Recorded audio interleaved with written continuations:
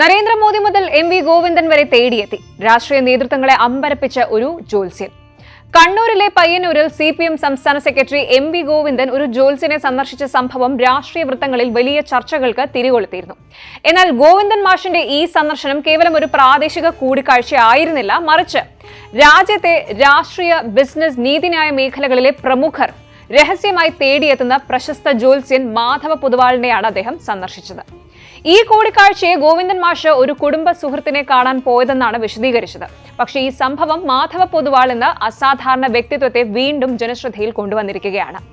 ഒരു നൂറ്റാണ്ടിലേറെയായി ജ്യോതിഷത്തിൽ വേരുകളുള്ള പയ്യന്നൂരിലെ പൊതുവാൾ കുടുംബത്തിന്റെ ഇപ്പോഴത്തെ കണ്ണിയാണ് മാധവ പൊതുവാൾ. ഇദ്ദേഹത്തിന്റെ പക്കൽ ഉപദേശം തേടിയെത്തുന്നവരുടെ നിര അതിശയിപ്പിക്കുന്നതാണ്. പ്രധാനമന്ത്രി നരേന്ദ്രമോദി, കേന്ദ്ര ആഭ്യന്തരമന്ത്രി അമിത്ഷാ, വ്യവസായ ഭീമൻ ഗൗതം അദാനി, സുപ്രീം കോടതി ജഡ്ജിമാർ തുടങ്ങി ഇന്ത്യയിലെ അധികാര കേന്ദ്രങ്ങളിലെ ഉന്നതർ പോലും ഇദ്ദേഹത്തെ കാണാൻ വിമാനങ്ങളിൽ പറന്നെത്താറുണ്ട്. മാധവ പൊതുവാളും അധികാര കേന്ദ്രങ്ങളുമായുള്ള ബന്ധം തുടങ്ങിയത് ഏകദേശം ഒരു പതിറ്റാണ്ട് മുൻപാണ്.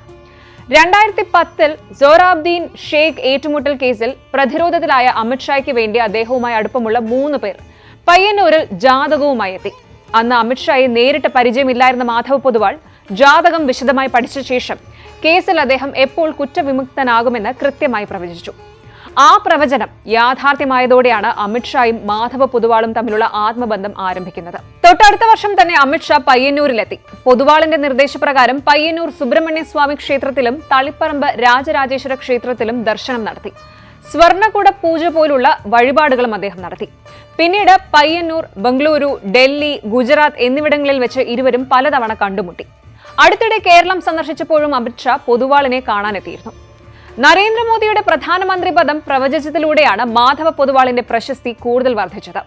2012 ഗുജറാത്ത് മുഖ്യമന്ത്രിയായിരുന്ന മോദിയെ കണ്ടപ്പോൾ അദ്ദേഹത്തിന്റെ ജാതകത്തിൽ അപൂർവമായ ചക്രവർത്തി യോഗമുണ്ടെന്ന് പൊതുവാൾ പ്രവചിച്ചു. കേവലം 2 വർഷത്തിനുള്ളിൽ ആ പ്രവചനം യാഥാർത്ഥ്യമായി. നരേന്ദ്രമോദി ഇന്ത്യയുടെ പ്രധാനമന്ത്രിയായി അധികാരമേറ്റു. അന്നു മുതൽ ഇരുവരും തമ്മിലുള്ള സൗഹൃദം നിലനിൽക്കുന്നു. രാഷ്ട്രീയത്തിൽ തന്റെ ബന്ധങ്ങൾ അമിത്ഷാ വഴിയാണ് തുടങ്ങിയതെങ്കിൽ വ്യവസായി ഗൗതം അദാനിയുമായി പൊതുവാൾ അടുത്തത് പിന്നീടാണ്. 2021 അദാനി പയ്യന്നൂരിലെത്തി പൊതുവാളിനെ സന്ദർശിച്ചത് വലിയ വിവാദമായിരുന്നു. അന്ന് മുഖ്യമന്ത്രി പിണറായി വിജയനുമായി അദാനി രഹസ്യമായി കൂടിക്കാഴ്ച നടത്തിയെന്ന് പ്രതിപക്ഷം ആരോപിച്ചിരുന്നു. താനാണ് കൂടിക്കാഴ്ച സംഘടിപ്പിച്ചതെന്ന വാർത്തകൾ മാധവ പൊതുവാൾ നിഷേധിച്ചു.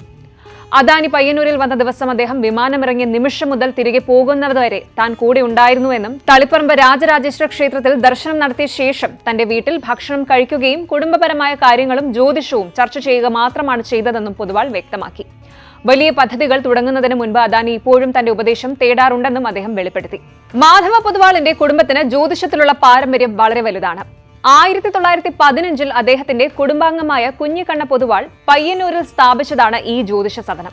ജ്യോതിഷ പഠനത്തിന് പ്രാധാന്യം നൽകിയിരുന്ന ഈ സ്ഥാപനം പിന്നീട് VPK പൊതുവാൾ എന്ന പേരിൽ അറിയപ്പെട്ടിരുന്ന അദ്ദേഹത്തിന്റെ പിൻഗാമിയുടെ നേതൃത്വത്തിൽ വലിയ വളർച്ച നേടി. രാജ്യത്തെ പ്രമുഖ ജ്യോതിഷ പണ്ഡിതരിൽ ഒരാളായിരുന്ന VPK പൊതുവാളിന് കേന്ദ്ര സർക്കാരിന്റെ പണ്ഡിറ്റ് ബഹുമതിയും കാഞ്ചി കാമകോടി ശങ്കരാചാര്യരുടെ ഗണിത ജ്യോതിഷ ചക്രവർത്തി ബഹുമതിയും ലഭിച്ചിട്ടുണ്ട്.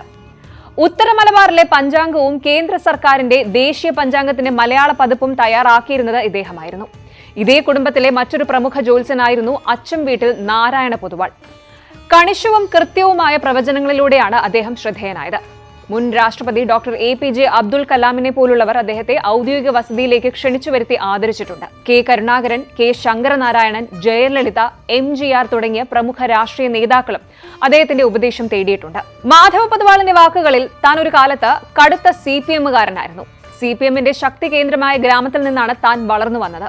എന്നാൽ കാലക്രമേണ എല്ലാ രാഷ്ട്രീയ പാർട്ടികളിലുമുള്ള നേതാക്കളുമായി സൗഹൃദമുണ്ടാകുകയും ജാതകം പരിശോധിക്കാൻ അവരെല്ലാവരും തന്നെ സമീപിക്കുകയും ചെയ്തു.